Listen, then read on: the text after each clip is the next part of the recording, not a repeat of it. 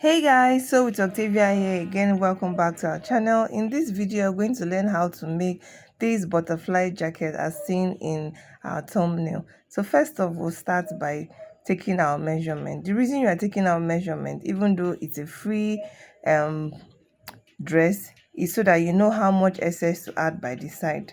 If you just make assumptions, you might either have too small or too big. So first thing I want to do is to take mark my body measurement first, so I know how much excess I want to add. So here I was taking out my round bust, round waist, round hip measurement, then connect all that to the length of the boo as requested by the client. She wanted hers longer than the original. Okay, so that's why you can see that ours is longer. So after marking out the front back, you mark the back first. You place the back on the front, but while placing it on the front, I left out 5 inches as my overlap of the jacket, your button overlap. So I left 5 inch out for that. Then I trimmed out the excess by the side, which I do not need. So I open up the front piece like this. Then I have to create a facing because it is not lined, and the only way you can finish up the neckline and the rough edges there is by either lining it or by creating a facing. I decided to use a facing because I didn't want to line it.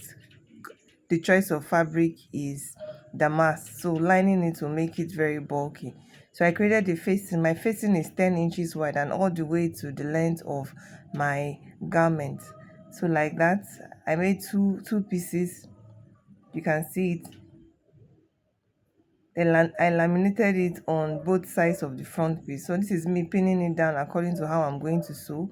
This is one side. You do the same thing for the other side. You pin it down, then sew it on the neckline and round it like that. So for the back piece, I came down by 1 inch for the back piece, the neckline. I also created a facing for the back piece, pinned it down according to how I was going to sew like that. Then I sewed it just like that, just as seen. So after sewing it down, this is what we have. You make sure you give it a good press. Brethren, steam press this because this is not a cotton fabric, it's damask and it tends to rise. So make sure you press it very well so it's flat. After doing that, from the shoulder, I came down from the shoulder by 10 inches, and that's where I marked. Then I folded my lapel in just like that because that's what we're trying to create, a lapel effect. So when you iron it, this is what you have. This is one side. You do the same thing for the other side, just as you can see. After folding the lapel in, remember we left out 5 inches for our button overlay. So you make sure that it is overlapped by 5 inches. Then I pin it down like this. So this is what we have. After pinning it down on that 5 inches, it's a double-breasted jacket. So I'm going to be putting 2 buttons on each of the lines.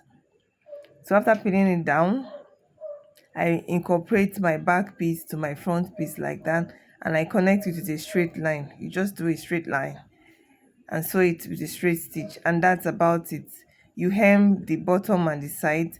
Then also know that you are going to make a sash at the waistline of just the front. By sash, I mean a rope. There's a rope at the waistline, just at the front, holding the front to the back, so the dress doesn't fly around. I hope you try this out, and I'll see you in my next video.